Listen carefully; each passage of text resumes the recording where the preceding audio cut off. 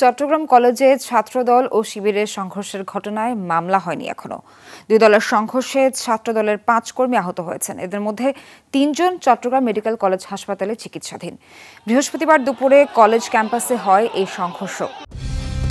Colour expert, George sap এবং mild on hands technology সমৃদ্ধ Orix crystal wash আপনার laundry expert.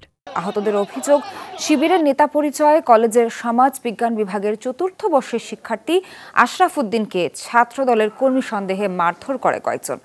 এরপর ক্যাম্পাস থেকে বের করে দেয়। এ বিষয়ে অধ্যক্ষের কাছে লিখিত অভিযোগ দিয়ে ফেরার পথে দেশীয় অস্ত্র নিয়ে তাদের ওপর হামলা চালানো হয়। প্রত্যক্ষদর্শীদের অভিযোগ, তারা শিবিরের কর্মী।